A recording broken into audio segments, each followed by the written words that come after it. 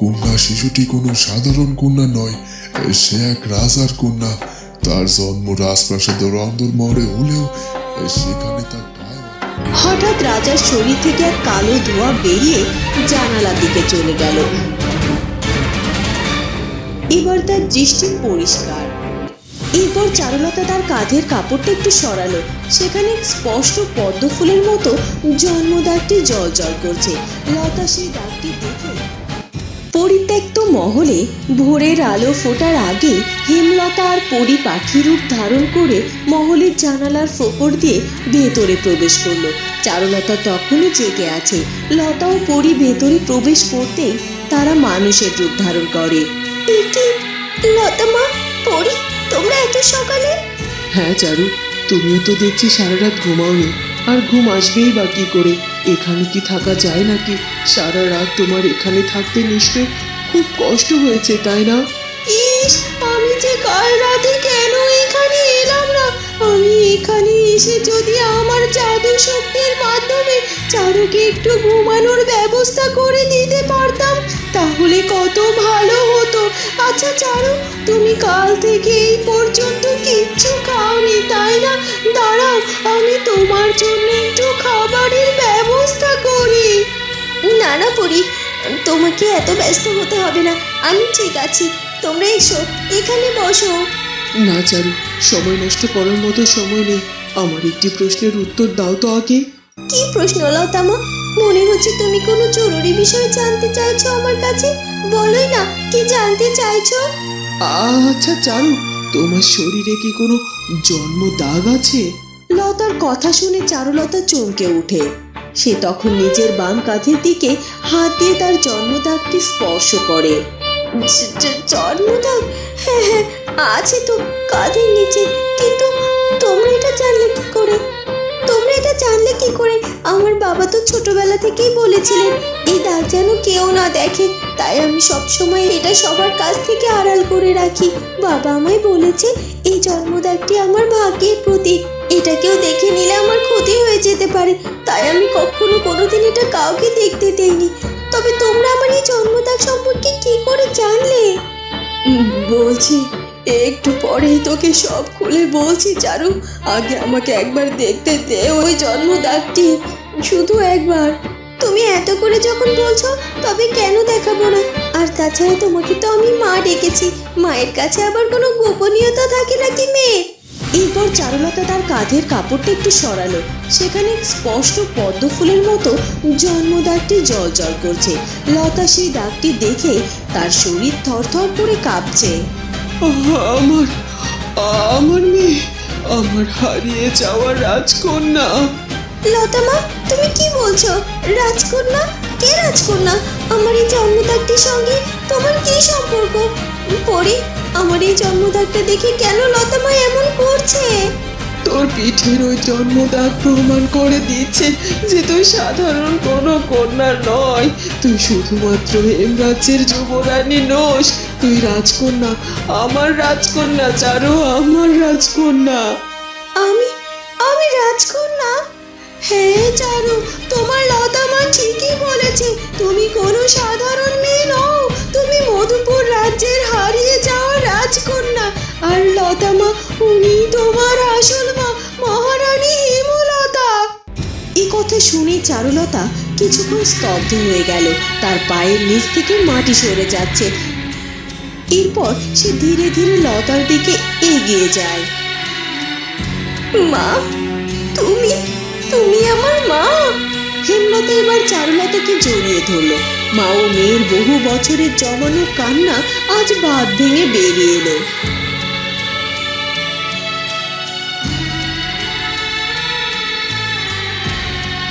মারে, তোকে আমি কত খুঁজেছি, চোখের সামনে কেউ চিনতে পারেনি। ওই রাক্ষসী মধুবালা তোকে আমার বুক থেকে কেড়ে নিয়েছিল, কিন্তু বিধাতা আজ আমায় তোকে ফিরিয়ে দিয়েছেন মা, ফিরিয়ে দিয়েছেন। মা, আমি জানতাম না আমার মা বেঁচে আছে। কোনোদিন আমি আমার জন্মদাত্রী মাকে খুঁজে পাবো সে কথা কল্পনাও করিনি। আমি জানতাম আমার মা জন্মের পরই মারা গেছে। আমার বাবা আমাকে তো তাই বলেছিল, কিন্তু এতগুলো দিন আমার আমার ছায়ার সঙ্গে ছিল তাতে আমি বুঝতেই পারিনি। বাঁধনহারা অশ্রুকণাগুলো বাড়ি ধারার মতো গড়িয়ে পড়তে থাকে মা মেয়ের চোখ দিয়ে। মা আর মেয়ের মিলনের এই দৃশ্যে বাতাসও যেন থমকে যায়, যেন বহু বছরের বিচ্ছেদের যন্ত্রণা আজ আনন্দের অশ্রুতে ধুয়ে যাচ্ছে। ওদিকে রানী মধুবালা, রাজকন্যা জেসমিন এবং দাসী বিজলি তন্ত্রমাতার কুটিরে উপস্থিত হয়। রানী, সময় কিন্তু ফুরিয়ে আসছে। 7 দিনের মধ্যে 3 দিন পার হয়ে গেল, আর মাত্র 4 দিন রয়েছে তোর হাতে। এরপরই রাজার মতিভ্রম কেটে যাবে, এরপর সে তোকে আবারও শাস্তি দেবে।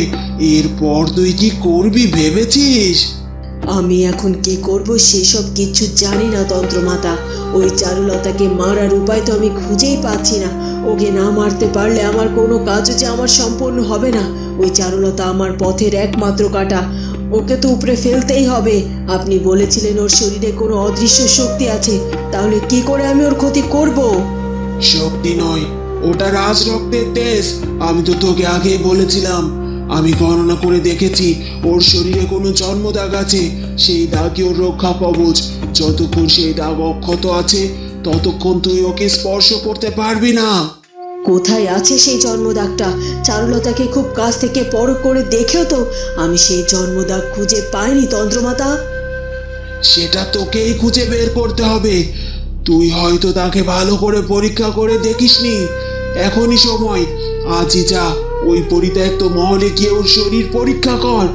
যদি ওর শরীরে জন্মদাগ পাস তবে সেটা নষ্ট করে দিতে হবে, তারপরে আমাদের কালো জাদু কাজ করবে। জন্মদাগ আবার নষ্ট করা যায় নাকি? এসব কি বলছেন কি আপনি তন্ত্রমাতা?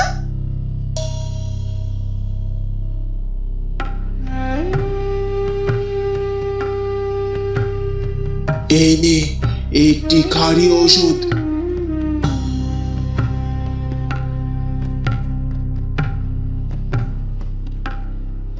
এই ওষুধটি চারুলতার জন্মদাগের স্থানে লাগিয়ে দিলেই ব্যাস, সেই জায়গাটি ক্ষতের সৃষ্টি হয়ে জন্মদাগ একেবারে গায়েব হয়ে যাবে।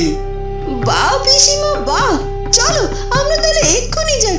ওই মেয়েরা যে করে হোক ওই জন্মদাগ খুঁজে বের করতেই হবে। হ্যাঁ, আজই এর ফয়সালা হবে। এরপর রানী, রাজকন্যার দাসী বিজলি তন্ত্রমাতার দেয়া সেই ওষুধটি নিয়ে চারুলতার কাছে যেতে থাকে।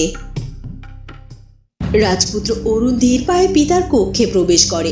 রাজামশাই তখনও বিছানায় শুয়ে শূন্য দৃষ্টিতে তাকিয়েছিলেন। পিতামশাই, আপনি আমাকে শুনতে পাচ্ছেন? রাজা কোনো উত্তর দিলেন না।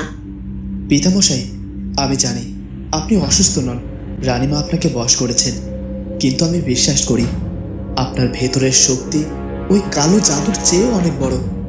মনে করুন পিতামশাই, আপনি কে? আপনি এই রাজ্যের রাজা। আপনার এক আদেশে হাজার হাজার মানুষ প্রাণ দিতে পারে, আর আপনি কিনা এক নারীর মায়াজালে বন্দী হয়ে আছেন। রাজা হঠাৎ কেঁপে উঠলেন। তার চোখের সামনে যেন সবকিছু ঝাপসা হতে শুরু করলো। মনে করুন চারুলতাকে আপনি কতটা স্নেহ করতেন, তাকে আপনি নির্দোষ প্রমাণ করেছিলেন, আর আজ আপনি তাকে বনবাসে পাঠালেন। এটা কি আপনার বিচার? রানীমা আপনাকে ব্যবহার করছেন। পিতামশাই, তিনি আপনাকে পুতুল বানিয়ে রাজ্য ধ্বংস করছেন। এরপর রাজার শরীর প্রচন্ডভাবে কাঁপতে লাগলো।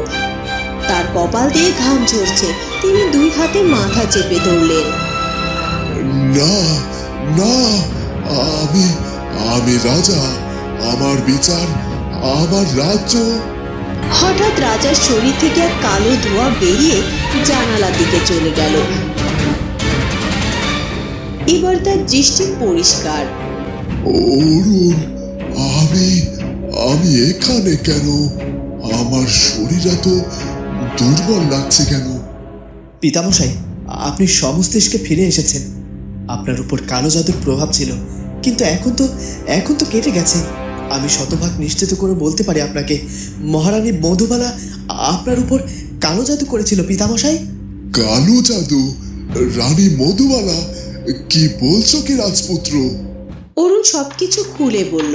সব শুনে রাজার চোখ রাগে জ্বলে উঠল। মধুবালা এত বড় বিশ্বাসঘাতক? সে আমার সরলতার সুযোগ নিয়ে রাজ্য এবং আমার পরিবারকে ধ্বংস করতে চাইল। আমার এত বছরের বিশ্বস্ত মন্ত্রী মশাইকেও আমাকে দিয়ে বরখাস্ত করিয়েছে। আবার নির্দোষ যুবরানী চারুলতাকে বনবাসে পাঠিয়েছে। আর নিজে এত বড় বড় অপরাধ করে নিজেকে কারাগার থেকে মুক্ত করে নিল। রাজ্যের রাজার উপরে কালো জাদুর প্রভাব বিস্তার করা, এর শাস্তি তো অনেক বড়। তাকে আমি সব কড়াই গন্ডায় বুঝিয়ে দেব। আমি তাকে ছাড়বো না। কোথায় কোথায় সে? শান্ত হন পিতামশাই, এখন রাগারাগি করলে হবে না। রানীমা জানলে আমার নতুন চাল চালবেন। হতে পারে তখন শুধু আপনাকে না, এ রাজ্যের সকলকে সে তার কালো জাদু দিয়ে বশ করে নিল। তাই তার হাত থেকে বাঁচতে হলে আমাদের গোপনে কাজ করতে হবে। আপনি এমন ভাব করবেন যেন আপনি এখনো তার বশে আছেন, আর তাকে তার নিজের ফাঁদে ফেলতে হবে। হ্যাঁ, ঠিক বলেছ অরুণ। আমি তোমাদের সকলের কাছে আন্তরিকভাবে দুঃখিত। আসলে একজন মোড়ল হিসেবে এতদিন গ্রামের বাইরে থাকা মোটে উচিত নয়। এইসব কিছু জেনেও আমি... আরে না না, এভাবে বারবার ক্ষমা চাইবেন না মোড়ল দাদা। আপনি তো হেমরাজে গিয়ে এতগুলো দিন এমনি এমনি থাকেননি। আমরা তো সবটা বুঝতে পেরেছি। সবটা শোনার পর আমরা খুব চিন্তিত চারুকে নিয়ে। আসলে চারু এত ভালো মেয়ে, কিন্তু ওর সাথে কেন এমন হয় সেটাই বুঝতে পারি না বাবু আমরা। আপনারা সকলে আমার চারুলতাকে মন থেকে আশীর্বাদ করবেন, যেন ওর জীবনের সকল দুঃখ কষ্ট মুছে গিয়ে ও সুখী হতে পারে। হ্যাঁ যোগু দাদা, সে কথা আর বলতে।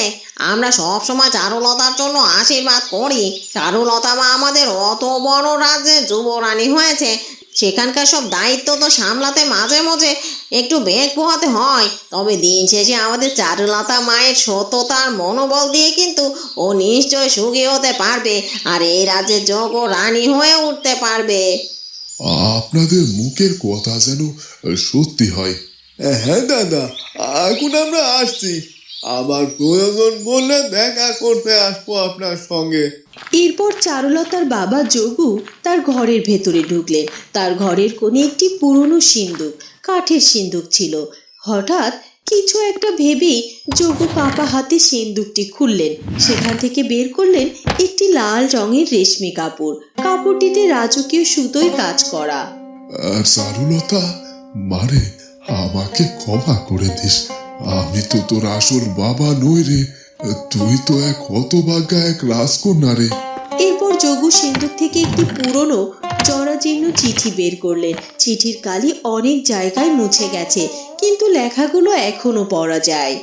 এই কন্যা শিশুটি কোনো সাধারণ কন্যা নয়, সে এক রাজার কন্যা। তার জন্ম রাজপ্রাসাদের অন্দরমহলে হলেও সেখানে তার ঠাঁই হয়নি, কারণ এক দুষ্ট শয়তানি তাকে হত্যা করার পরিকল্পনা করেছে। তাই তাকে নদীর জলে ভাসিয়ে দেওয়া হলো। সে যে কোনো রাজ্যের রাজকন্যা, এই কথাটা কোনোদিনও স্বীকার করো না। এতে তার জীবনের ঝুঁকি রয়েছে। সে একদিন ঠিকই তার জন্ম পরিচয় খুঁজে পাবে। তার প্রমাণ হিসেবে রইল এই লাল রাজকীয় কাপড়ের টুকরো, আর তার শরীরে লুকায়িত একটি জন্মদাগ। আমি তো তোকে কুড়িয়ে পেয়েছিলাম নদীর ঘাটে, বুকে করে মানুষ করেছি, কিন্তু তোর ভাগ্য আমি বদলাতে পারিনি রে মা। তোর আসল বাবা মাকে আমি তা জানি না, কিন্তু আমার মন বলছে তোর এই কষ্টের দিন একদিন ফুরবে। তুই ঠিকই তার আসল পরিচয় খুঁজে পাবি রে মা। কিন্তু মা, আমি যদি মধুপুর রাজ্যের রাজকন্যা হই, তবে বাবা, মানে যে আমাকে মানুষ করেছে, সে কেন আমাকে কোনোদিনও কিছু বললো না? আমি তো তাকে নিজের বাবা বলেই জেনে এসেছি। হয়তো তিনি তোর নিরাপত্তার জন্যই গোপন করেছিলেন, কিংবা তিনি হয়তো জানতেনই না তুই কোন রাজ্যের রাজকন্যা। কিন্তু তোর ওই জন্মদাগ আর তোর স্বভাব, এগুলো যে সবচেয়ে বড় প্রমাণ মা। আমার বিশ্বাস হচ্ছে না মা, আমি রাজকন্যা আর তুমি আমার মা। আমি মহারানী হেমলতার কন্যা চারুলতা। হ্যাঁ মা, আর ওই রানী মধুবালা আমার ননদ, তোর পিসি। পিসি তো মায়েরই জাত, কিন্তু মধুবালা পিসি নয়, সে একজন পিশাচি। আর রাজকন্যা জেসমিন কে সে তাহলে? হঠাৎ তখনই পরি ফিসফিস করে বলে উঠল, চারুলতা সাবধান সাবধান, বাইরে পায়ের শব্দ পাচ্ছি, কেউ আসছে নিশ্চয়। নিশ্চয়ই রানী মধুবালা। চারু, তুই স্বাভাবিক থাক, আমরা লুকিয়ে পড়ছি। মনে রাখিস, তোর জন্মদাগের কথা যেন কেউ না জানতে পারে। লতা আর পরি সঙ্গে সঙ্গে দুটি ছোট্ট পাখি হয়ে মহলের এক কোণে লুকিয়ে পড়ে। চারুলতা দ্রুত নিজেকে সামলে নিয়ে পালঙ্কে বসে পড়ে। কিছুক্ষণ পরে দরজার তালা খোলার শব্দ হলো। রানী মধুবালা, জেসমিন আর বিজলি ভেতরে প্রবেশ করলো। কেমন আছো চারুলতা? বনবাস কেমন লাগছে? যেমন রেখেছেন তেমনই আছি রানীমা, তবে আপনি আমার ভাগ্য নিয়ে পরিহাস করতে এসেছেন। পরিহাস নয়, পরীক্ষা করতে এসেছি। শুনেছি তোর শরীরে নাকি কোনো জন্মদাগ আছে। রানী মধুবালার কথা শুনে চারুলতা আটকে ওঠে। সর্বনাশ, এই কথাটা রানীও জেনে গেছে, কিন্তু তার কাছে তো কিছুতেই ধরা পড়া যাবে না। তাহলে সেও আমার জীবনের সত্যিটা জেনে যাবে, আর তাকে তো এখন সব কিছু জানতে দিলে চলবে না। তাই আমার সঙ্গে তার স্বাভাবিকভাবেই কথা বলতে হবে। কি জন্মদাগ? কিসের জন্মদাগ? আমার শরীরে তো কোনো জন্মদাগ নেই। আমি জানি না তো, আর আমি বুঝতে পারছি না আপনি এসব কি বলছেন। ন্যাকামি করিস না পিসিমা, ওর শরীর থেকে কাপড় সরাও। আজ আমি নিজের চোখে দেখবই ওই জন্মদাগ কোথায় আছে। এরপর রানী মধুবালা এগিয়ে গেলেন, চারুলতা পিছিয়ে গেল। খবরদার খবরদার, আমার গায়ে হাত দেবেন না। আমি এই রাজ্যের যুবরানী, আমাকে এতটা সম্মানহানি আপনারা করতে পারেন না। যুবরানী? তুই তো এখন বনবাসী, তোর কোনো সম্মান নেই। বিজলি, ওকে ধর। বিজলি আর জেসমিন চারুলতার দুই হাত চেপে ধরলো। রানী মধুবালা চারুলতার কাঁধের কাপড় সরাতে এগিয়ে গেলেন। লুকিয়ে থাকা লতা পাখি রূপে ছটফট করতে থাকে। সে কি তার মেয়েকে অপমানিত হতে দেখবে, নাকি এখনই মানুষের রূপ ধরে ঝাঁপিয়ে পড়বে? কিন্তু তাতে তো সব ফাঁস হয়ে যাবে। বন্ধুরা, কি হতে চলেছে এরপর সেটা জানবো আমরা চারুলতা গল্পের পরবর্তী পর্বে। আর আমাদের আজকের পর্বটি ভালো লাগলে অবশ্যই আমাদের চ্যানেলটিকে সাবস্ক্রাইব করে দিও। দেখা হবে পরের পর্বে। ধন্যবাদ।